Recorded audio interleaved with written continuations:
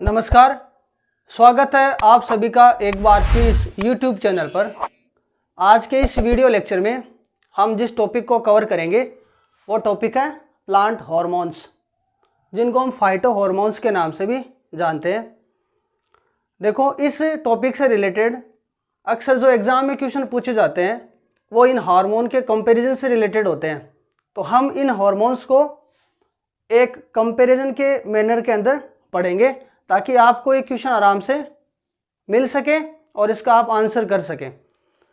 देखो, हार्मोन जो टर्म है वो दी थी स्टर्लिंग ने, जबकि फाइटो हार्मोन जो टर्म है वो दी थी थीमेन ने। ये दो अलग अलग साइंटिस्ट हैं, आपको ये जो क्वेश्चन है उसमें ध्यान रखना है। प्लांट हार्मोन्स जो होते हैं वो दो टाइप के होते हैं। एक वो हार्मोन जो प्लांट की ग्रोथ को इंड्यूस करते हैं, जिनको प्लांट ग्रोथ प्रमोटिंग हार्मोन या स्टिमुलेटरी हार्मोन बोलते हैं, और दूसरा वो जो प्लांट की ग्रोथ को रोकते हैं, जिनको अपन प्लांट ग्रोथ इनहिबिटरी हार्मोन बोलते हैं। चूँकि ये दोनों ग्रोथ को बढ़ा सकते हैं या फिर घटा सकते हैं, इसलिए अपन इन दोनों को क्या बोलते हैं, प्लांट ग्रोथ रेगुलेटर्स, जो प्लांट की ग्रोथ को रेगुलेट करते हैं। यहाँ पर आपके सामने 5 हार्मोन के बारे में लिखा हुआ है। पहला ऑक्सिन, दूसरा जिब्रेलिन्स, तीसरा साइटोकाइनिन, चौथा इथाइलिन और पांचवा एब्सिसिक एसिड। इसमें से ऑक्सिन, जिब्रेलिन और साइटोकाइनिन, इनको अपन ग्रोथ प्रमोटिंग हार्मोन बोलते हैं, जबकि इथाइलिन और एब्सिसिक एसिड को अपन ग्रोथ इनहिबिटरी हार्मोन्स के नाम से जानते हैं। एनसीईआरटी के अकॉर्डिंग इथाइलिन को ग्रोथ इनहिबिटरी हार्मोन्स माना है, जबकि इथाइलिन के कुछ फंक्शन ग्रोथ प्रमोटिंग से रिलेटेड भी होते हैं। अब अपन देखते हैं सबसे पहले ऑक्सिन हार्मोन को, और ऑक्सिन हार्मोन की हिस्ट्री देखते हैं अपन। इसके अंदर सबसे पहले आता है डार्विन साइंटिस्ट। इन साइंटिस्ट के बारे में डार्विन, बॉयसन, जेनसन, और उसके बाद में एक छोटा सा एक्सपेरिमेंट पाल एक साइंटिस्ट थे, उनका भी है, और FW वेंट। इनके एक्सपेरिमेंट के लिए आपके सामने एक देखो इमेज दिख रही है।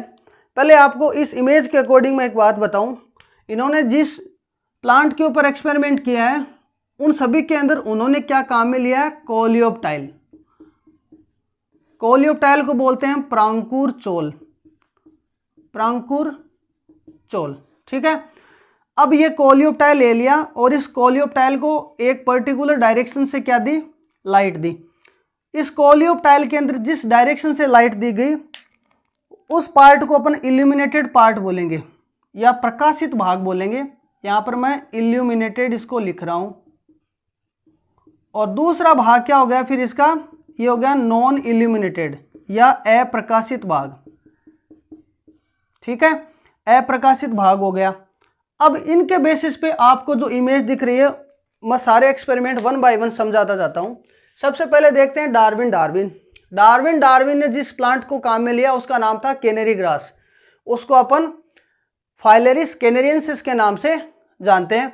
इस प्लांट का जो प्रांकुर चोल है, उस प्रांकुर चोल को उन्होंने क्या दिया, एक डायरेक्शन से लाइट दी, और जब एक दिशीय लाइट दी तो उस प्रांकुर चोल ने क्या किया, थोड़ा सा मुड़ाव शो किया।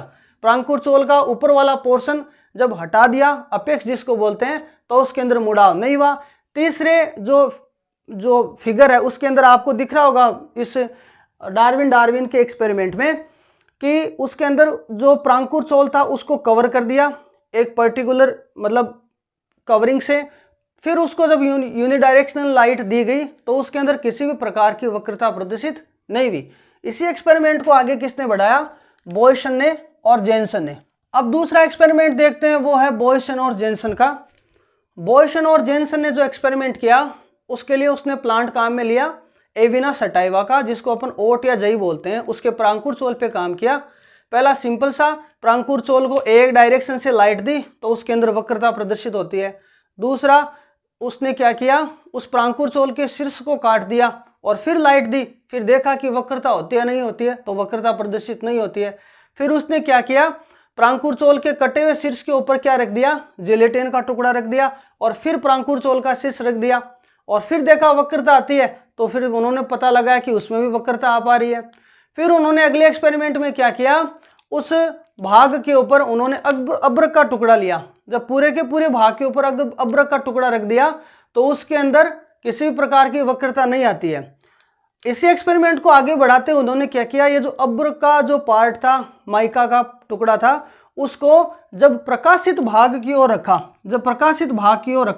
तब भी वक्रता आती है, लेकिन जब अप्रकाशित भाग की ओर जब अभ्रक का टुकड़ा रख दिया तो वक्रता प्रदर्शित नहीं होती है। इसका मतलब कुछ केमिकल ऊपर से नीचे की ओर ट्रांसफर हो रहे हैं, डिफ्यूज हो रहे हैं, जो इस वक्रता के लिए जिम्मेवार है। ये एक्सपेरिमेंट किसका हो गया? बॉयसन का और जेनसन का। तीसरा जो इसके अंदर दिख रहा है पॉल का एक्सपेरिमेंट, उन्होंने इतना ही बताया इस एक्सपेरिमेंट से कि जब यूनिडायरेक्शन अपन लाइट देते हैं तो कुछ मटेरियल इसके अप्रकाशिक भाग से नीचे की ओर जाते हैं, और जाने वाले नीचे की ओर अप्रकाशिक भाग केमिकल नेचर के होते हैं। तो केमिकल नेचर का नाम आ जाए तो आपको इसके अंदर पॉल के बारे में बताना है। फिर आता है अगला एफ.डब्ल्यू. वेंट। एफ.डब्ल्यू. वेंट को ऑक्सीजन हार्मोन की डिस्कवरी से रिलेटेड माना जाता है। ऑक्सीजन हार्मोन की डिस्कवरी की थी एफ.डब्ल्यू. वेंट ने। उन्होंने क्या किया, जो जई का प्रांकुर चोल था उसका जो ऊपर का भाग या शीर्ष भाग था उसको कट किया, और कटे हुए शीर्ष भाग को कहां पर रख दिया? उसको रख दिया अगार के एक ब्लॉक के ऊपर। अगार के छोटे छोटे टुकड़े थे उनके ऊपर रख दिया। अब उन ब्लॉक्स को कहां पर रखा?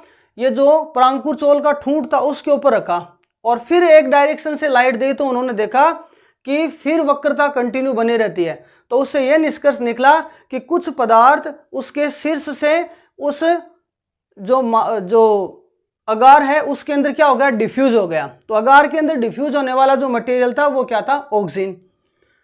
अगला जो इसके अंदर आता है वो आता कोग एंड स्मिथ। कोग एंड स्मिथ ने क्या किया? ऑक्सीजन ए और ऑक्सीजन बी को डिस्कवर किया। आपको ये याद रखना है, ऑक्सीजन ए और ऑक्सीजन बी को डिस्कवर किया ह्यूमन यूरिन से, मानव के मूत्र से आइसोलेट किया पहले। उसके बाद में उन्होंने क्या किया? मानव के मूत्र से एक और हार्मोन को डिस्कवर किया और उसका नाम रखा हिट्रोऑक्सिन। तो हिट्रोऑक्सिन भी इन्होंने डिस्कवर किया। बट ये हिट्रोऑक्सिन जो था, यहाँ लिख रहा हूं मैं, जो हिट्रोऑक्सिन था वो हिट्रोऑक्सिन नेचुरली भी प्रेजेंट होता है, और उसको अपन बोलते हैं इंडोल एसिटिक एसिड।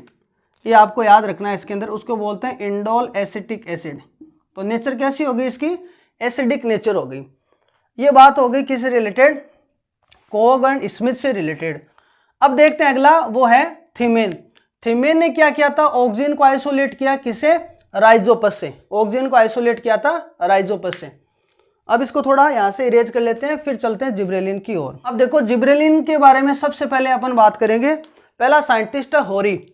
होरी ने क्या किया? जापान के जो कुछ खेत थे उनके अंदर चावल की खेती होती थी। चावल के अंदर कुछ ऐसे प्लांट्स थे, उनकी ग्रोथ बहुत ज़्यादा लंबी हो गई। तो उन्होंने देखा कि उसके लिए जिम्मेदार एक कवक है, और उस कवक का नाम था जिब्रेला फ्यूजिकोराई।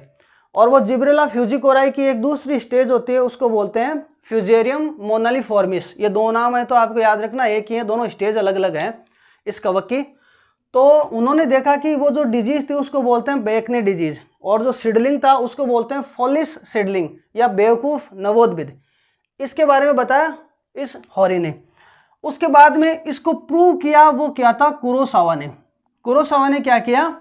उस जो कवक था उसका जो मिक्सचर था उसको दूसरे प्लांट के ऊपर डाला तो वो भी इन्फेक्टेड हो गए।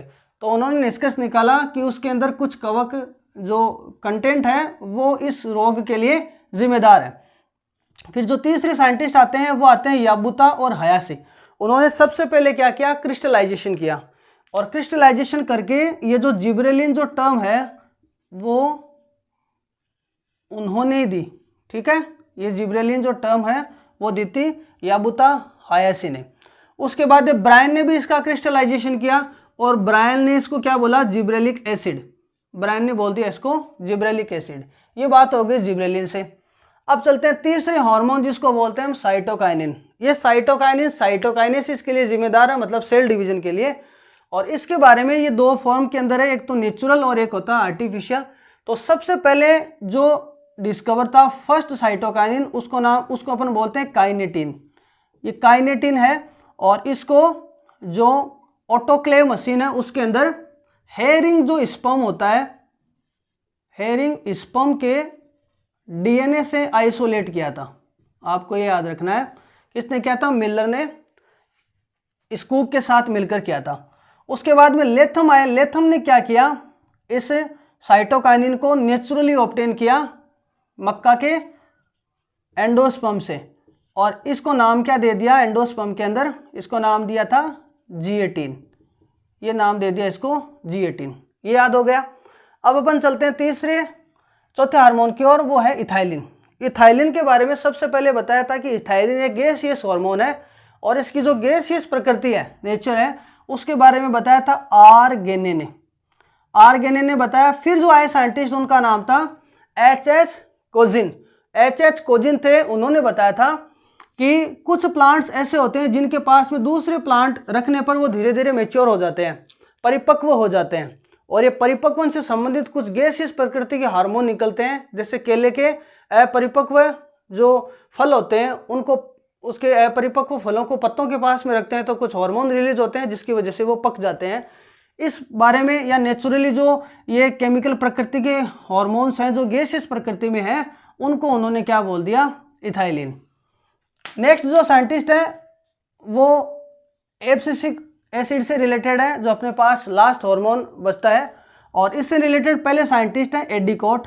एडिकोट ने क्या किया, कोट आ रहा तो याद रखना, कॉटन से, कॉटन की जो पुष्प कलिका होती है, उस कॉटन की पुष्प कलिका से एक हार्मोन आइसोलेट किया और उसका नाम एब्सिसिन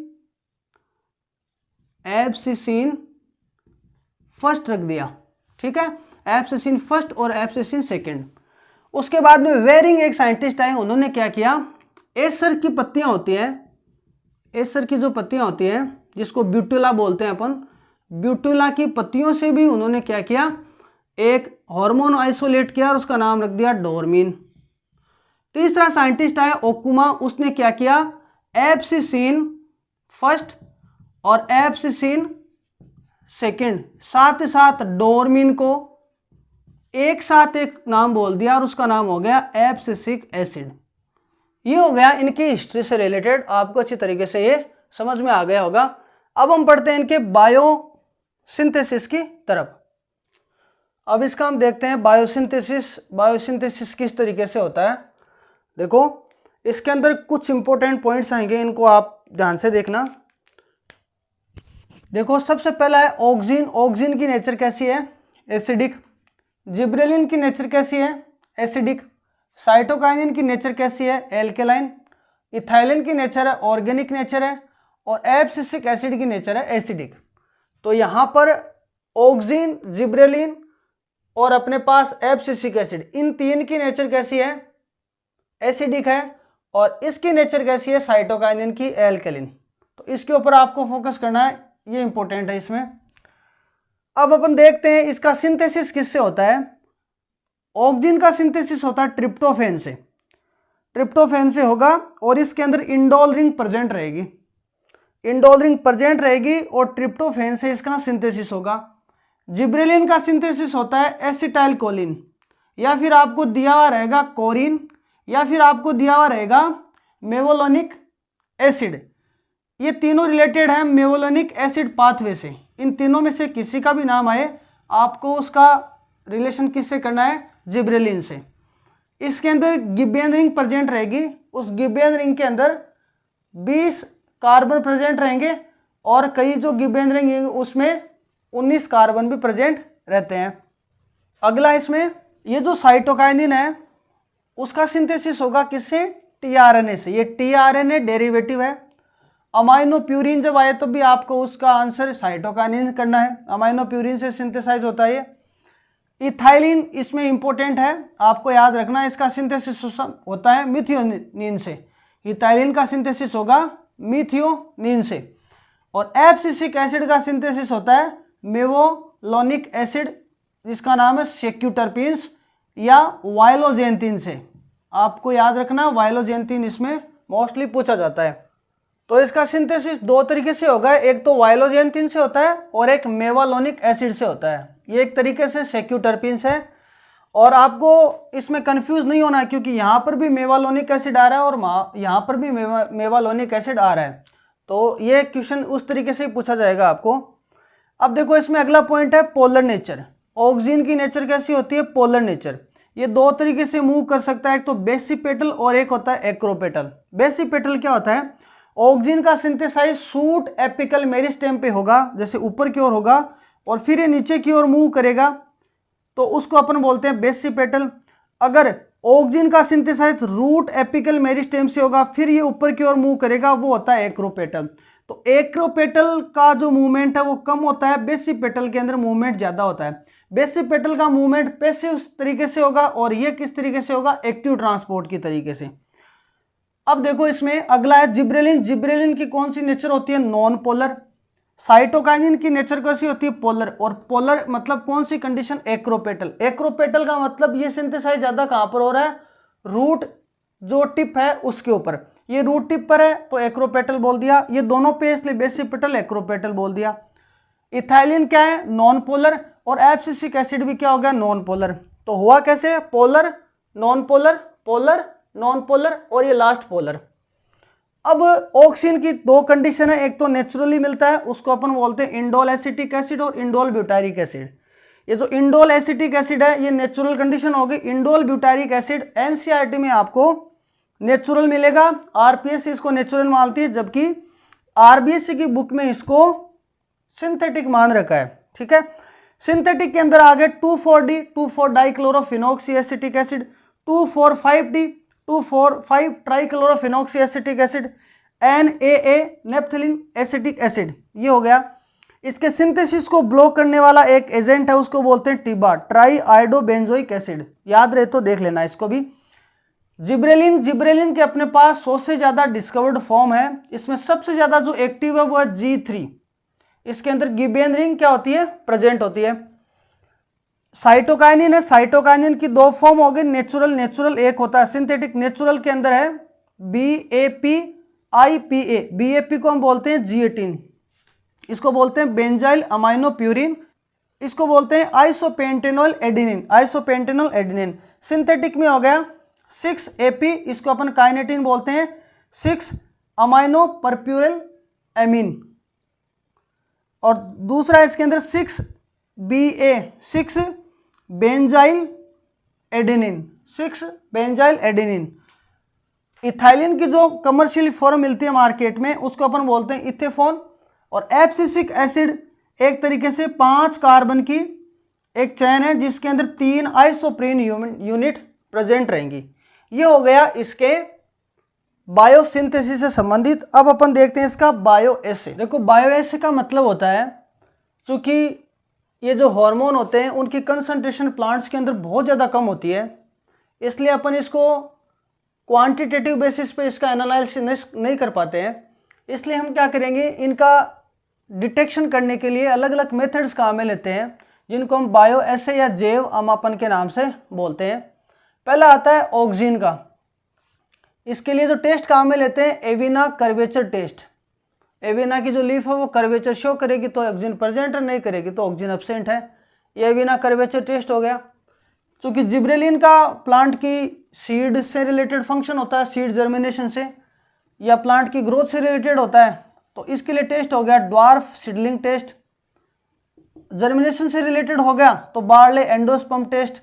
ये आपको नाम याद रखने, जब हम इनके फिजियोलॉजिकल फंक्शंस देखेंगे तो ये टेस्ट जब नाम सुनोगे आपको इतने में पता चल जाएगा कि कौन सा टेस्ट कौन से रिलेटेड होगा।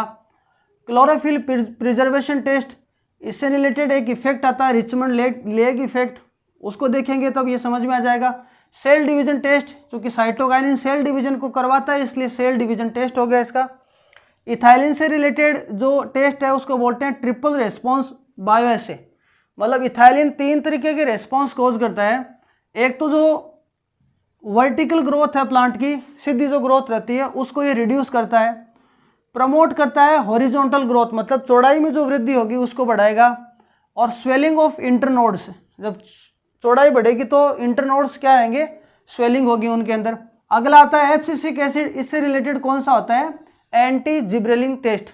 मतलब जिब्रेलिन के जस्ट अपोजिट ऑफ फंक्शन होगा वो किसका होगा, इस एब्सिसिक एसिड का। ये देखो आपके सामने एक टेबल तैयार है, इसके अंदर हम फिजियोलॉजिकल इफेक्ट्स के बारे में पढ़ेंगे इन सभी हार्मोन्स के। सबसे पहला हार्मोन है इसके अंदर ऑक्सीजन, और वो पॉइंट है अपने पास ग्रोथ। ग्रोथ के बारे में देखेंगे। ऑक्सिन क्या करता है, वर्टिकल ग्रोथ इंड्यूस करता है। आपने देखा होगा कि प्लांट की हाइट बढ़ेगी, हाइट बढ़ने का मतलब वर्टिकल ग्रोथ से रिलेटेड है। जिब्रेलिन भी क्या करेगा, वर्टिकल ग्रोथ। साइटोकाइनिन क्या करेगा, वर्टिकल ग्रोथ। जबकि जो इथाइलिन है वो हॉरिजॉन्टल ग्रोथ करेगा। इसको अपन ट्रिपल रेस्पॉन्स हार्मोन तभी बोलते हैं क्योंकि ये हॉरिजॉन्टल ग्रोथ करता है। एब्सिसिक एसिड भी कुछ हद तक हॉरिजॉन्टल ग्रोथ के लिए रेस्पॉन्सिबल है। दूसरा पॉइंट है एपिकल डोमिनेंस। एपिकल डोमिनेंस का मतलब होता है शीर्ष प्रभाविता। अगर प्लांट की हाइट बढ़ने लगे, साइड की ग्रोथ कम होने लगे, तो उसको अपन बोलते हैं एपिकल डोमिनेंस। अपन देखते हैं जब मेहंदी की कटिंग करते हैं तो ऊपर से कट करते हैं तो वो झाड़ीनुमा बनती जाती है, मतलब साइड की ग्रोथ उसकी होती जाती है। अगर ऊपर की ग्रोथ हो रही है इसका मतलब उसके अंदर रोल किसका आ रहा है, ऑक्सिन का। ये हो गया इससे रिलेटेड। जिब्रेलिन का कोई बेसिक रोल है नहीं। साइटोकाइनिन क्या करता है, एपिकल डोमिनेंस को इनहिबिट करता है, मतलब इसके जस्ट ऑपोजिट काम करता है। ये इंपॉर्टेंट क्वेश्चन है कि साइटोकाइनिन क्या करता है, एपिकल डोमिनेंस को कम करता है। इन दो का कोई बेसिक रोल नहीं है। तीसरा point cell division. Cell division चूंकि याद रखना कंटिन्यूसली अगर प्लांट की ग्रोथ होगी तो सेल डिवीजन उसके अंदर हो रहा है। और आपको ये पता होना चाहिए कि ऑक्सिन एक बेसिक हार्मोन है, मतलब इस हार्मोन के साथ में बाकी हार्मोन सारे फंक्शंस कर रहे हैं, ये इनके अंदर सुप्रीम है, इसलिए ये भी सेल डिवीजन के अंदर क्या करेगा, रोल प्ले करेगा। जिब्रेलिन भी क्या करेगा, सेल डिवीजन में रोल प्ले करेगा। साइटोकाइनिन जो है, क्योंकि ये साइटोकाइनेसिस से रिलेटेड है, इसलिए सबसे ज्यादा जो रोल प्ले करेगा वो करेगा साइटोकाइनिन। इथाइलिन का कोई रोल है नहीं। और एब्सिसिक एसिड वो क्या करता है, स्ट्रेस हार्मोन है, इसलिए क्या करेगा, ग्रोथ को रोकेगा, इसलिए सेल डिवीजन को रिड्यूस करेगा। अगला सेल एनलार्जमेंट, मतलब सेल की जो साइज बढ़ रही है तो सेल की साइज ऑक्सिन भी बढ़ाएगा। जिब्रेलिन क्या करेगा, सेल की साइज को इंक्रीज करेगा। सेल डिवीजन हो रही है, ग्रोथ हो रही है, साथ साथ साइज भी बढ़ाएगा। इस इफेक्ट को हम बोलते हैं बोल्टिंग इफेक्ट। बोल्टिंग इफेक्ट के अंदर क्या होता है, जो रोजेट नेचर के प्लांट होते हैं, जो द्विवर्षीय पौधे होते हैं जिनकी रोजेट नेचर होती है, वामन पौधे होते हैं, उन प्लांट्स के अंदर क्या करेगा, पर्ण रहित परों का फॉर्मेशन करेगा और उसकी ग्रोथ को बढ़ाएगा। लीफलेस शूट का फॉर्मेशन करेगा। उस इफेक्ट को बोलते हैं बोल्टिंग इफेक्ट। और बोल्टिंग इफेक्ट किससे रिलेटेड होगा, जिब्रेलिन से। इन तीनों का सेल एनलार्जमेंट से रिलेटेड कोई रोल है नहीं। अगला है डोरमेंसी, सेनेसेंस और एब्सिजन। ये सबसे ज्यादा इंपॉर्टेंट है और यहां से बहुत बार क्वेश्चन आते हैं। डोरमेंसी कौन बढ़ाएगा, ऑक्सिन। ऑक्सिन हार्मोन का उपयोग लेते हैं, जैसे आलू है उसको कई दिनों तक अगर उसको एक जगह पे रखना है तो उसके लिए अपन ऑक्सिन का काम में लेते हैं, और इसके अंदर नेप्थलिक एसिडिक एसिड को ज़्यादा काम में लेते हैं, ये प्रमोट करेगा। जिब्रेलिन है, जिब्रेलिन आपको पता है हार्मोन है जो सीड जर्मिनेशन से रिलेटेड है। अब सीड जर्मिनेट हो रहा है तो डोरमेंसी कहाँ रही, तो ये क्या करेगा, डोरमेंसी को ब्रेक करेगा। साइटोकाइनिन का कोई खास रोल नहीं है। इथाइलिन क्या करता है, इसको इनहिबिट करता है, डोरमेंसी को क्या करेगा, रोकेगा। और एब्सिसिक एसिड क्या करेगा, प्रमोट करेगा। ठीक है, तो एब्सिसिक एसिड और ऑक्सिन क्या कर रहे हैं, इसको प्रमोट कर रहे हैं, और जिब्रेलिन और इथाइलिन इसको इनहिबिट कर रहे हैं, या ये ब्रेक कर रहा है, ये तोड़ रहा है। ठीक है, सेनेसेंस है, सेनेसेंस क्या करता है, सेनेसेंस का मतलब होता है कि प्लांट जीर्णता की ओर जा रहा है, बुढ़ापे की ओर जा रहा है, प्लांट के पार्ट्स टूट के गिर रहे हैं, उसको अपन बोलते हैं सेनेसेंस। तो इस सेनेसेंस को क्या करता है, इनहिबिट करता है। मतलब अगर किसी फ्लावरिंग के अंदर या किसी प्लांट के जो फ्रूट्स हैं उसको बहुत सारे दिनों तक रखना है, मतलब उसका जो मैच्योरेशन टाइम है उसको बढ़ाना है, तो अपन उसमें ऑक्सिन का छिड़काव करते हैं। इससे क्या होगा कि उसकी जो ग्रोथ है वो स्लो हो जाएगी थोड़ी, तो इनहिबिट करता है किसको, सेनेसेंस को। इसके लिए अपन काम में लेते हैं नेप्थलिक एसिडिक एसिड और IBA को काम में लेते हैं। जिब्रेलिन क्या करता है, इसको डिले कर देता है, सेनेसेंस को क्या कर देता है, डिले कर देता है। साइटोकाइनिन भी क्या करता है, डिले करता है। इसके कंपैरिजन में ये ज़्यादा डिले करता है, इसलिए इस इफेक्ट को बोलते हैं हम Richmond Lang effect. Richmond Lang ने बताया था कि साइटोकाइनिन की प्रेजेंस के अंदर क्लोरोफिल का सिंथेसिस होने लगता है, मतलब बहुत सारी मेटाबॉलिक एक्टिविटीज़ होने लगती हैं। उसकी वजह से क्या होता है, ये जितने भी एक्टिविटी हैं उनको क्या कर देता है, स्लो कर देता है। इसलिए सेनेसेंस की जो प्रोसेस है वो क्या हो जाएगी, स्लो हो जाएगी, और पत्तियां वगैरह नीचे गिरना है, प्लांट का मैच्योरेशन स्लो हो जाएगा। इस इफेक्ट को बोलते हैं हम रिचमंड लेग इफेक्ट।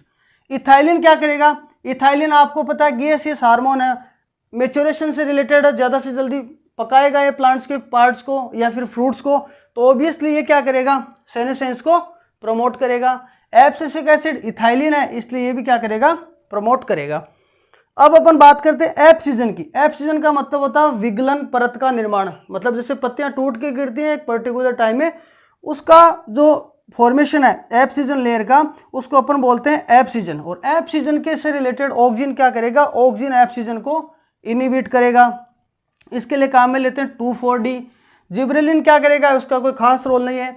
साइटोकाइनिन क्या करेगा, और ज़्यादा इनिबिट करता है, मतलब एब्सिजन को जो है इसके कंपैरिजन में, ऑक्सिन के कंपैरिजन में साइटोकाइनिन ज़्यादा इनिबिट करेगा। ठीक है, उसके बाद में इथाइलिन क्या करेगा, एब्सिजन को प्रमोट करेगा। और ये जो है एब्सिसिक एसिड, ये भी क्या करेगा, एब्सिजन को प्रमोट करेगा, मतलब बढ़ाएगा। मतलब बढ़ाने से संबंधित क्या आ गए, दो आ गए, एक तो इथाइलिन आ गया और एक आ गया एब्सिसिक एसिड। आप इस टेबल को एक दो बार देखोगे, आपको अच्छी तरीके से याद हो जाएगा। रूट इनिशिएशन, ये इंपॉर्टेंट है। अपन टिश्यू कल्चर में देखते हैं कि जब साइटोकाइनिन और ऑक्सिन का लेवल बराबर होता है तो केलस का फॉर्मेशन होता है।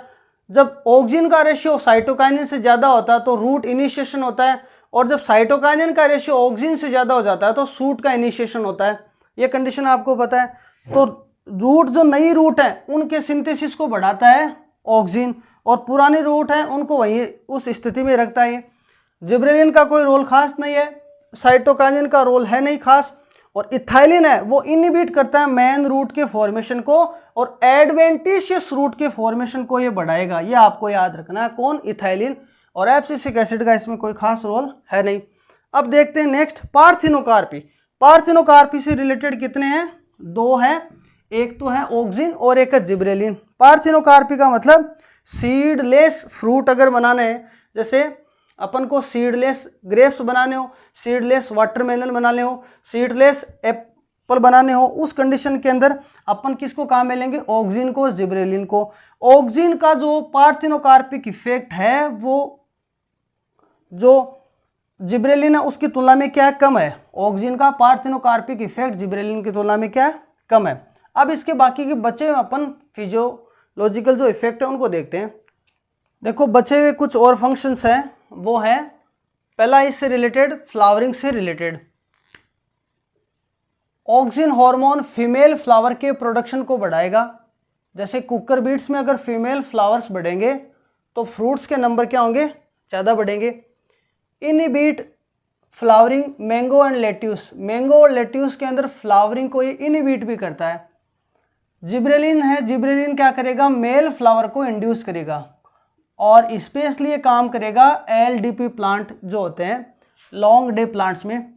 साइटोकाइनिन क्या करेगा, फीमेल फ्लावर के प्रोडक्शन को बढ़ाएगा शॉर्ट डे प्लांट्स में।